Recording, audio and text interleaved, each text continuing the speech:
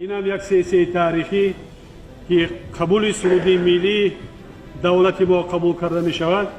با اجازه شما اکنون من همین کاندیداتی که محکم است مؤلفی این سرود را ما دانستنمون در کار من میکشویم. گلنظر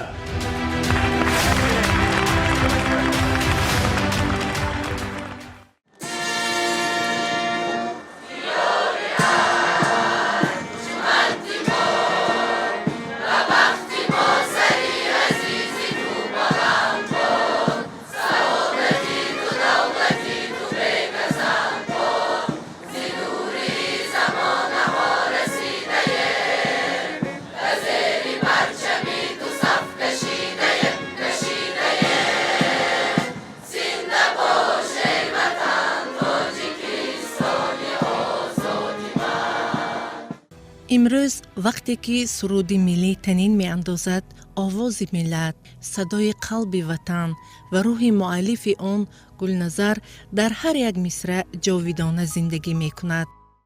صورتی سوری سحر گلنظری گلنظر، هم سفی نوری سحر گلنظری گلنظر،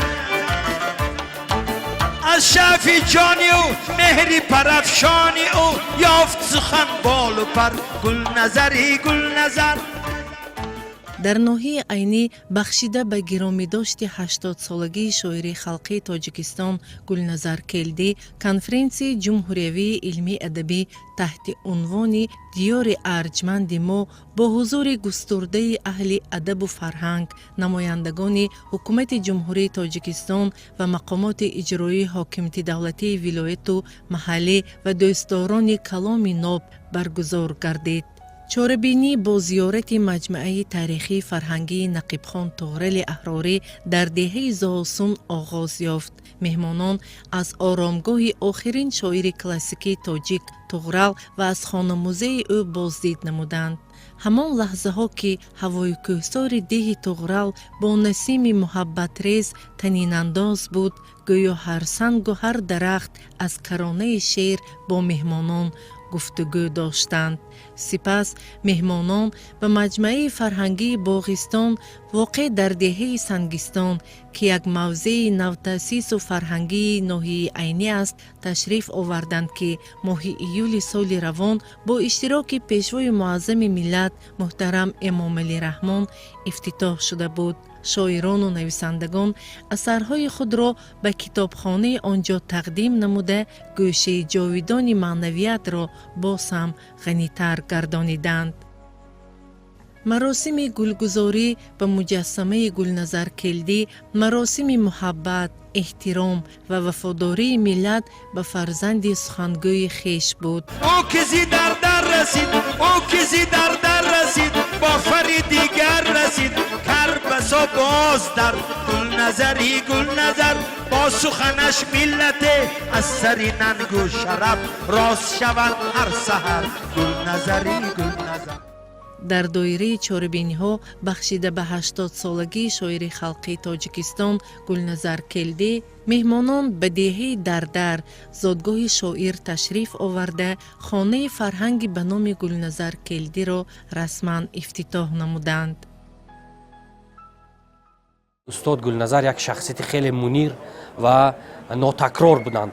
در برابر آنکه شاعر بودند، هم هرچند استاد گلنظر را همچون شاعر و همچون مؤلف سرود ملی تاجیکستان میشناخت، اما در برابر این استاد گلنظر حکایه نویس و ترجمان، روزنامه نگار و اینچنین فیلم نامه نویس و درام نویس هم بودند و در کارهای هنری زیاد خودشان آزمودند و قریب در همه ژانرهای ادبی موفق به در آمدند و باید بگویم که امروزه این اقدام نیکی که گرفته شد برای نسل نو نمونه عبرت می شود، زیرا اونا می دانند که هر کس برای ملت خود خدمت کرد حتما دیر یا زود خدمت‌هایش، رنج‌هایش یاد می شود و قدر می شود.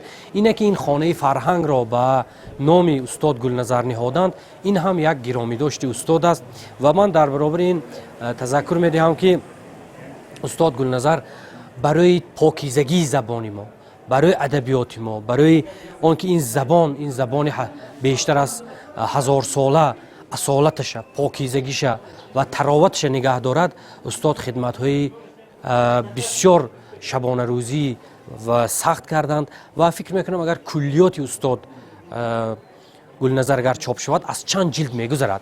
استاد برای نسل نو، برای ما و شما خطاب میکنند که اگر روزی که این زبان خوار شد، همون روز دل من برودکی میسوزد، به حال زندگی میسوزد و به همین خاطر ما باید نگذاریم که این زبان خوار شود.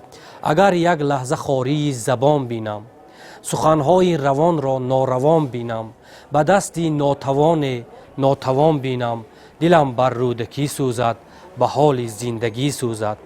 چو بینم همدیار خودسر و خودکام، شمارت خیش را علامه ایام، نداند مصرع از حافظ و خیام، دلم بر رودکی سوزد، به حال زندگی سوزد. پاینده باد ملت فرهنگ پرور و شاد باد روح استاد گلنظر.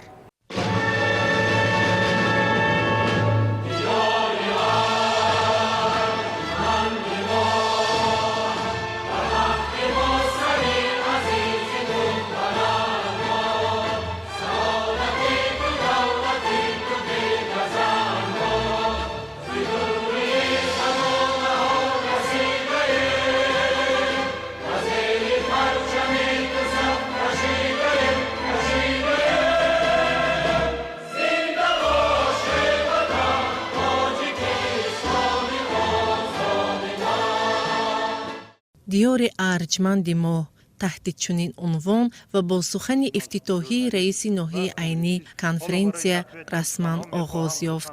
او با اقتباس از سخنان پیشوای ملت ابراز داشت که گلنظر نه تنها شاعر بلکه تربیتگری معنویت نسل نوین بود. نقش شخصیت‌های برجسته مثل گلنظر کلدی در تحکیم حس وطن‌دوستی جوانان بسیار مهم است. گفته بودند پیشوای ملت و محض همین غایه به محور همایش ادبی تبدیل یافت. گلنظر کلدی به عنوان شاعر تازه اندیش، ادیب پرمحصول و متفکر ملی در رشد فرهنگ و ادبیات نقش تاریخی گذاشته است. باید یادآور شویم که گلنظر کلدی 20 سپتامبر سال 1945 در روستای دردر ناحیه عینی ولایت سوخت به دنیا آمده است. بعد ختم مکتب میانه سال 1966 فاکولته زبان و ادبیات دانشگاه دولتی تاجیکستان را به انجام می‌رساند. فعالیت کاری را از نشریه کمسمال تاجیکستان آغاز و سپس در مجله صدای شرق ادامه می‌دهد. سالهای 1975 1977 به حیث ترجمان در افغانستان خدمت کرده است. از سال 1991 در هفته‌نامه ادبیات و صنعت به حیث سرمحرر به فعالیت می‌پردازد. در کنفرانس همچنین ذکر گردید که شعر در ایجادیات گلنظر کلدی جایگاهی مخصوص دارد. دایره موضوع اشعارش بسا گسترده بوده، کاوش و بازیافت در آنها فراوان و پرجلو تجسم یافته است. افتخار ملی و وطن دوستداری، وصف جوانی، جنون عشق، آرزو و هوس، درد و الم، تلخی ناکامی، خیانت و بی‌براری در شیب و فراز زندگی، تصویر خوشبختی قهرمان لیریکی در ایجادیات گلنظر کلدی جایگاهی مخصوص دارند. استاد گلنظر یکی از شاعران نوآور در ادبیات معاصر تاجیک هستند که به اصطلاح میتوان گفت یک ادیب پرهنر که نیروی تفکر، نیروی احساس خودشان را در رشته‌های گوناگون هنری ادبی سنجیده‌اند. برای آیندگان، برای امروزیان میراث پرقناوت ادبی و علمی گذاشته است. استاد گلنظر مثل یک درخت پربار هستند که میوه این درخت ایجاد هست و از این میوه ایجاد ما همیشه بهره ها میبرداریم. استاد گلنظر یک شعر دارند که شخصیتی خودشان هم معرفی میکنند. این شعر از شعرهای زمان اولی ایجادشان هم باشد، اما شعر بلند که هست برای همیشه میماند. این شعر نردبان است که بند اولی این شعر چنین است: نردبان بالا برد هم مرد هم نامرد را، زینه گردد مردمی پردرد هم بیدرد را. نردبان بالا برد اما نه هر کس در جهان می رود بالا و می گیرد ز دست دیگران. یعنی چنانه که اشاره کردم نردبان این یک نماد هست، نمادی که انسان ها را، هم تفکر انسان ها را، هم دانش انسان ها را، هم احساس انسان ها را از زینه های پایین و زینه های بالا میبرد. و نردبان همچنین نماد خودی یک انسانی با شرافت و دانشمندی هست که توسط دانش خودش، توسط همت بلند خودش، اون کسایی که در شاگردی او قرار دارند آنها را به بالا و همان به سوی عرش شی ادب و اخلاق میبرد. مجموعه نخستین شاعر رسم سربازی هنوز سال 1969 انتشار یافته است. تا امروز قریب 40 مجموعه اشعار شاعر پیشکش دوستداران کلام بده گردیدند که فصل آغاز، طلوع بیباری، آینه تشنه، تو و خوبی و رعنایی، سفینه، شاعر و شعر اگر هست، آغوش سرشار، از برای گلیزار، دیواری سبز، دریای کوچه، باران بی سرانجام، سه کلچه تنوری از جمله این ایجادیات می باشند. از جمع یار و دوستان فریاد گلنظر رفت. اشکریز چشم یاران وای داد گلنظر رفت. بنوشت سرودی ملت بخشید دوای علت. آه پیر ارمان فریاد گلنظر رفت. استاد رهنما بود شعرش به درد دوا بود. خالی است بزم یاران فریاد گلنظر رفت. آه عشق بی پدر شد گلزار بی نظر شد. غم بادنوش یاران وای داد گلنظر رفت. فریاد گلنظر رفت. هرچند که امروز در این محفل، در این روز یاد بود، استاد زنده یاد ما گلنظر حضور ندارند، لیکن روحشان، شعرشان، آثارشان و آن خدمت‌هایی که برای مردم تاجیکستان کردند زنده و جاودانه است. و نامگذاری شدن این محفل دیار ارجمند ما نشانه بر آن است که استاد گلنظر تنها فرزند ناحیه عینی و تاجیکستان نیستند. انسانی هستند که کل تاجیکان جهان را به هم آوردند و باشد تا جاودانه ها سرود ملی، سرودی که استاد گلنظر از نام ملت به قلم آوردند صدا دهد و خلق ما، ملت ما، دولت ما تا جاودانه ها زنده باد ای وطن تاجیکستان آزادی من. شاعر در گذشته در مجله صدای شرق و نشریه‌های پیوند، ادبیات و صنعت و وحدت به حیث مدیر شعبه و سردبیر کار کرده است. از سال 2005 تا 2010 وکیل مجلس نمایندگان مجلس عالی تاجیکستان بود. از سال 1973 اعضای اتفاق نویسندگان بود. سال 1995 برای مجموعه اشعار بچگانه سیکلچی تنوری سزاوار جایزه دولتی تاجیکستان به نام ابو عبدالله رودکی گردیده است. گلنظر کلدی همچنین شاعر خلقی تاجیکستان و برنده جایزه به نام میرزا ترسنزاده می باشد. با نشانهای دوستی، اسماعیل سامانی، درخت دوستی و جایزه ادبی سازمان بین المللی سودا برای انکشاف ذهنیت مکافاتانیده شده است. حضور اهل علم، اهل ضیا، اهل فرهنگ در این بارگاه معرفت در قصر فرهنگ نشان داد که استاد گلنظر کلدی از شمار شاعران توانا، از شمار شاعران سخنور از شماری نفران وطنپروری هستند که با سروده های خیش، با نوشته های خیش توانستند که در ادبیات معاصر تاجیک جایگاه خیش را بند. امروز موقع استاد گلنظر کلدی نه تنها در تاجیکستان و بیرون از آن نیز بسیار معروف است و امروز ما بسیار سرافراز هستیم که با تشبث مقامات اجرایی حاکمیت دولتی ناحیه عینی همین گونه چهاره‌بینی در سطح خیلی بلند برگزار گردید. استاد گلنظر کلدی با سرودن سرود ملی تاجیکستان یک نفری هستند که تمام آرمان‌های مردم فرهنگ پرور تمدن آفر تاجیک را در همین سرود ملی تاجیکستان انعکاس کردند و خدمت‌های استاد گلنظر کلدی و دیگر بزرگان ملت ما امروز از طرف پیشوای معظم ملت جناب عالی محترم امام علی رحمان قطع شده ایستاده است و این شهادت می‌دهد به آنکه مردم فرهنگ پرور تاجیک، مردم تمدن آفر تاجیک در آینده باز خویشتن را با ادبیات، با تاریخ، با فرهنگ پیرایه دهد و برای آبادی و سازندگی این وطن عزیز و کهن بنیاد خدمت نماید.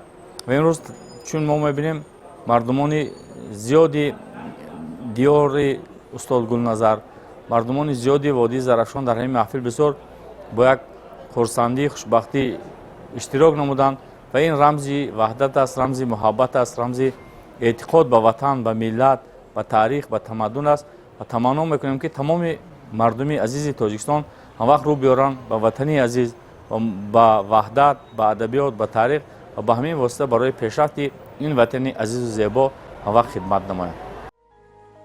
گلنظر کلدی 13 августи соли 2020 дар синни 75 солагӣ бинобар беморӣ аз олам даргузашт.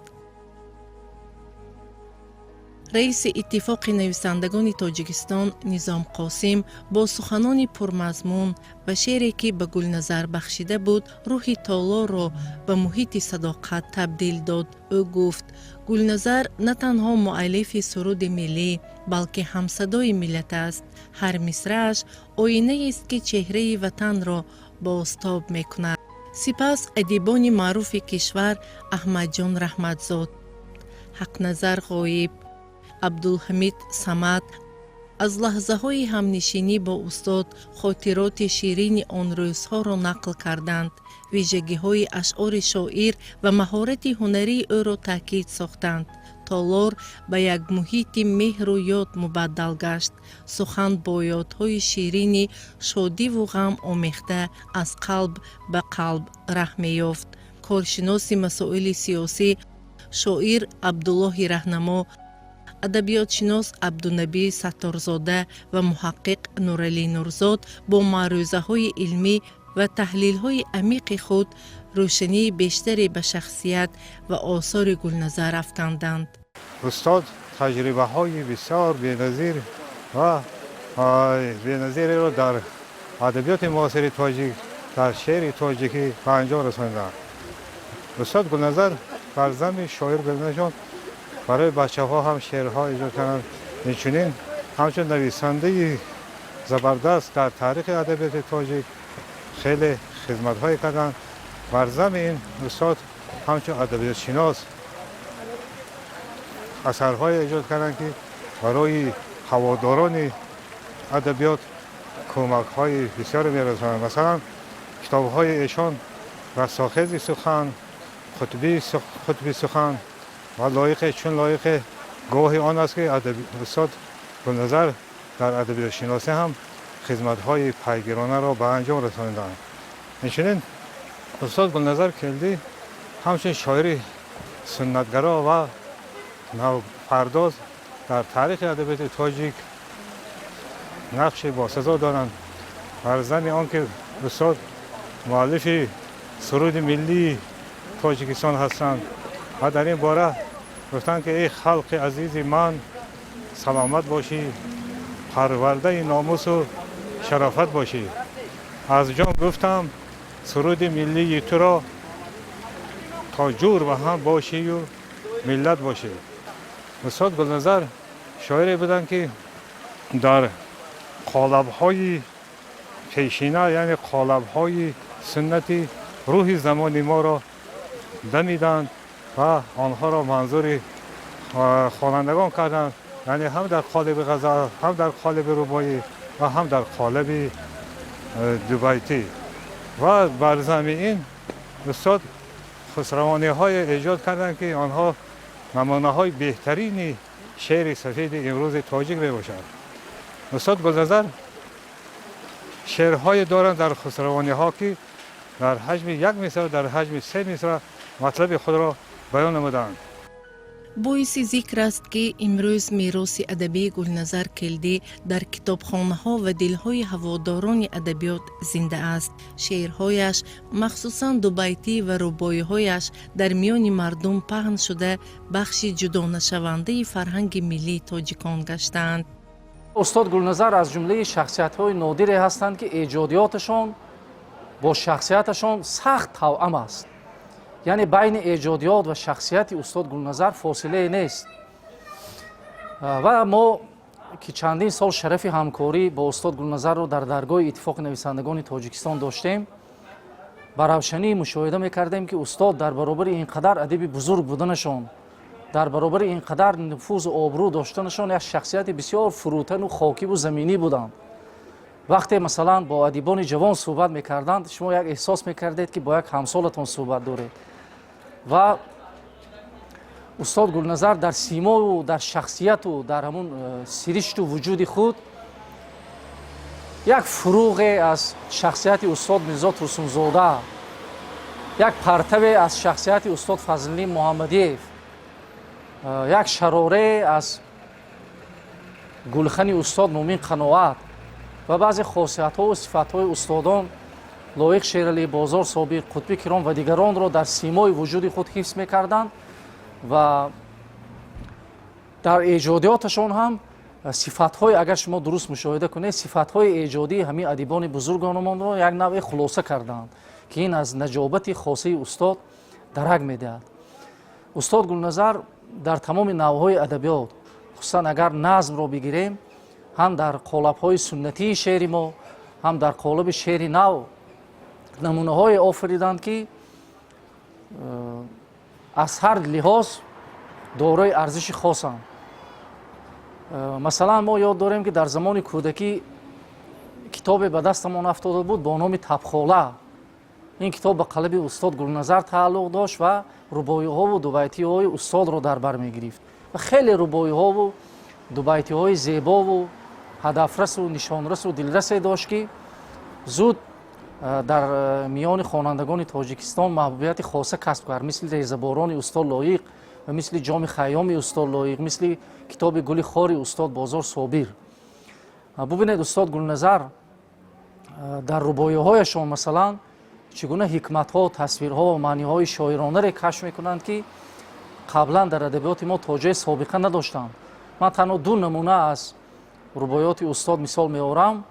صد حیف ز دانایی نادانی ما، صد حیف ز دانایی نادانی ما، افسوس از این سرشت ظلمانی ما، دانی که چرا کعبه سیاه پوشیده، بنشسته به ماتم مسلمانی ما.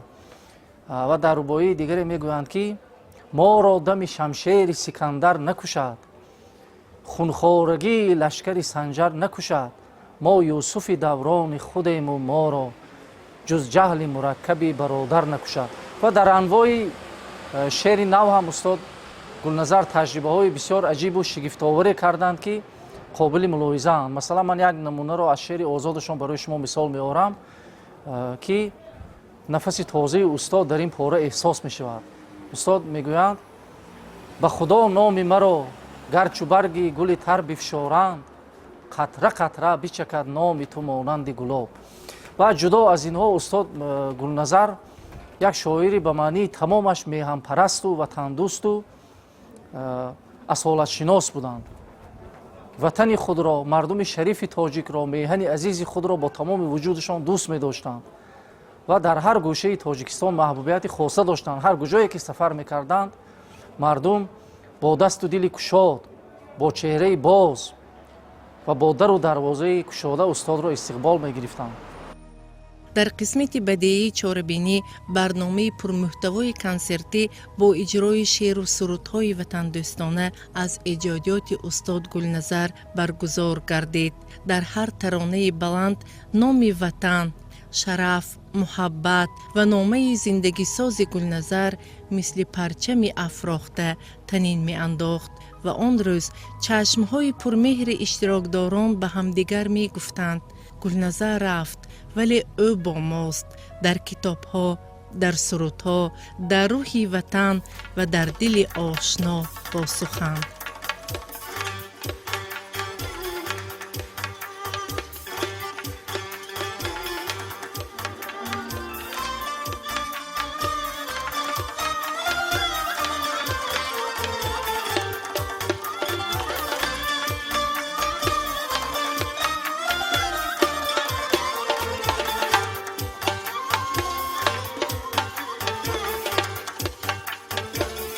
ای مهربان چون حرف تو شهد و شکر نیست، ای مهربان چون حرف تو شهد و شکر نیست، غیر از بیاض گردنت صبحی سحر نیست، غیر از بیاض گردنت صبحی سحر نیست، سوی آغوشی تویم راهی سفر نیست، صد بالای گلداری بود یک گل نظر نیست، من عاشقم من عاشقم من عاشقم عاشق، من عاشقم من عاشقم من عاشقم عاشق.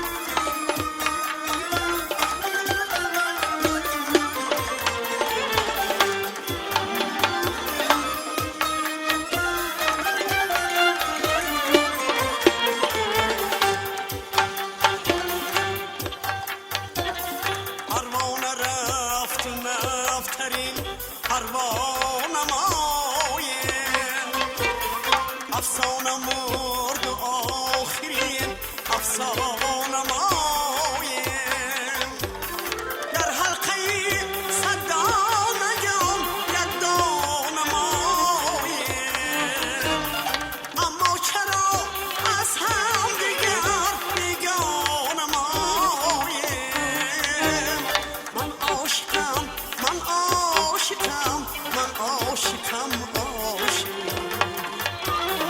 من عاشقم من عاشقم من عاشقم عاشق.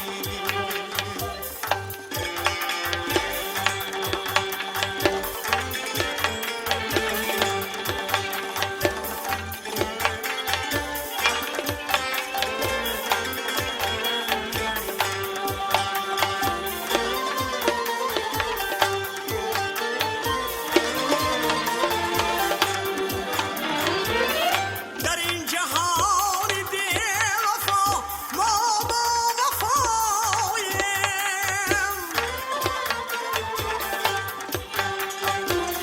در این حیات بی نوا ما هم نواییم،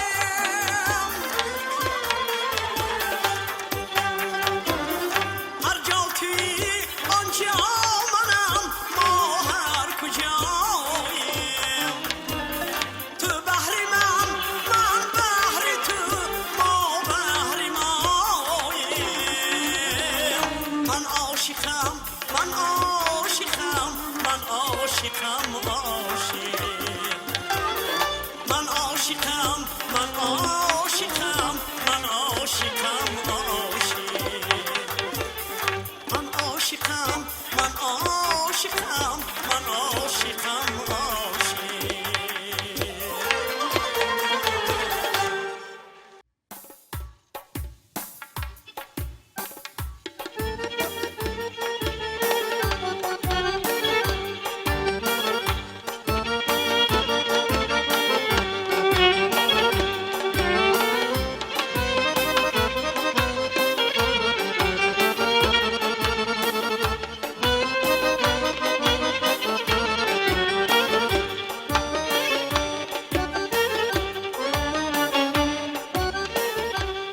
در یک لحظه خاری زبان بینم، سخنهای روان را ناروان بینم، به دستی ناتوان بینم.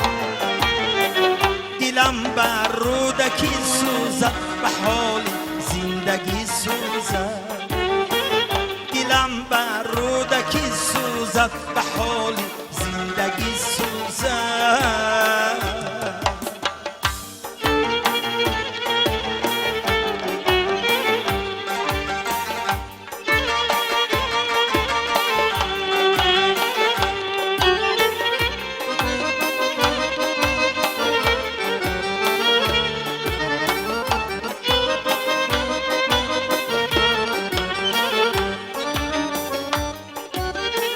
چو بینم هم دیار خود سر و خود کام، شناسد خویش را علامه ای ایام. نداند مصرعی از حافظ و خیام. دلم بر رودکی سوزد، به حال زندگی سوزد. دلم بر رودکی سوزد، به حال زندگی سوزد.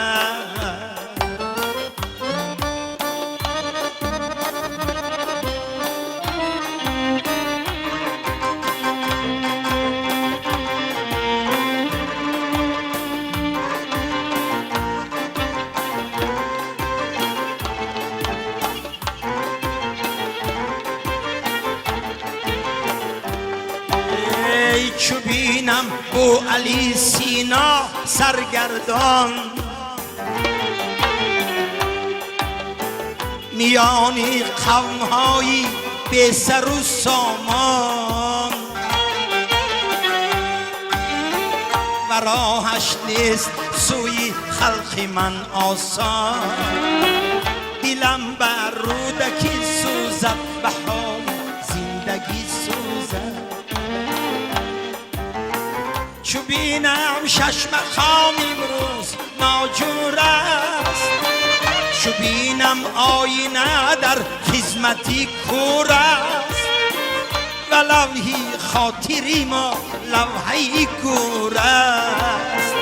دلم بر رودکی سوزد، به حال زندگی سوزد.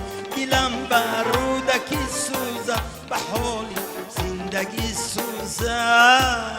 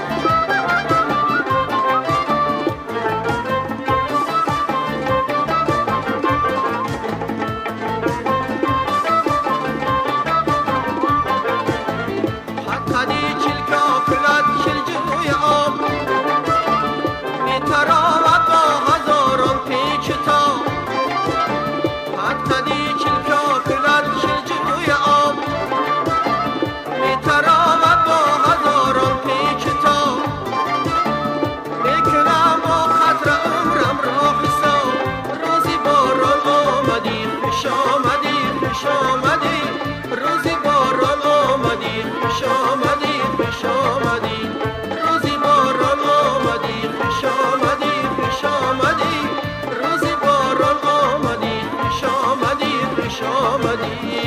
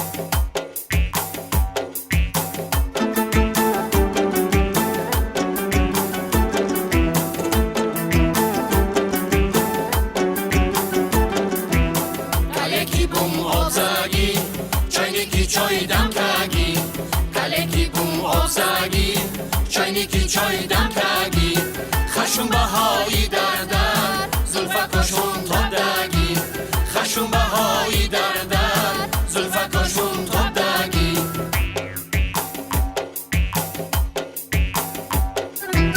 خدایی سارو میچی ماشین سوارو میچی خدایی سارو میچی ماشین سوارو میچی دیلی در دری ها را باری شکارو میچی دلی در دری ها را باری شکارو میچی کلکی بوم آب زگی چایی کی چای دم کگی کلکی بوم آب زگی چایی کی چای دم کگی خشم بهایی در در زلفکاشون تا دگی خشم بهایی در در زلفکاشون تا دگی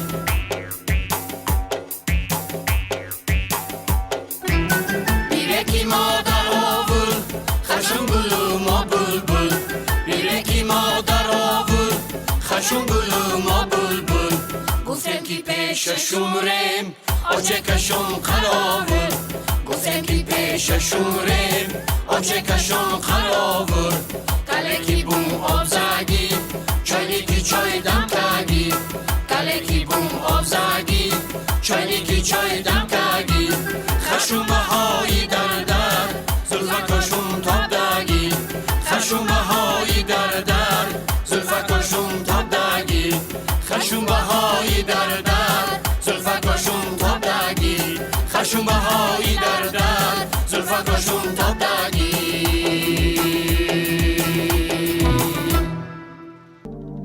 سر منزل من بوی تو دارد گل من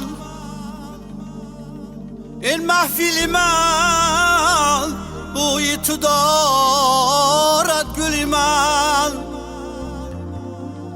از بس که بوی تو خزان نیست مرا جان و دل من بوی تو دارد گل من از بس که بوی تو خزان نیست برا جان و دل من بوی تو دارد گل من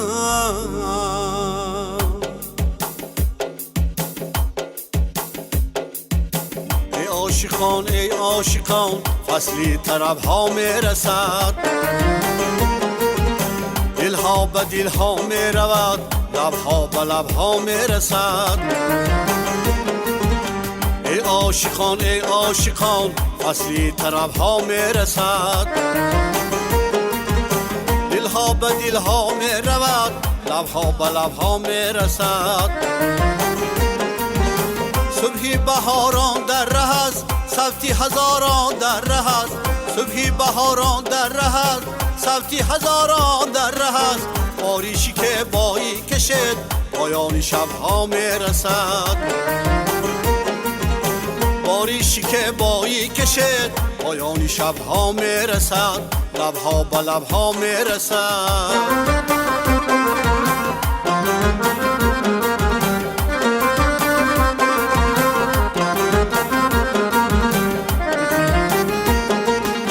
نوروزی ایامی شما، شیرینی کامی شما.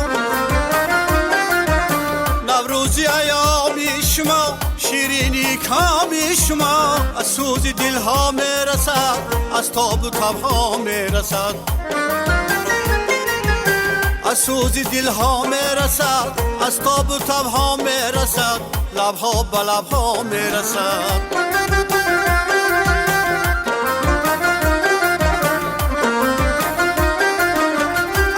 خاموشی شما، چشمی حیا پوشی شما. بر گوش پر سوداییش، بانگی طرف ها میرسد. صبحی بهاران در ره است، صوتی هزاران در ره است. صبحی بهاران در ره است، صوتی هزاران در ره است. باریشی که بایی کشد، پایان شبها میرسد. باریشی که بایی کشد، پایان شبها میرسد. لبها به لبها میرسد. لبها به لبها میرسد. لبها به لبها میرسد.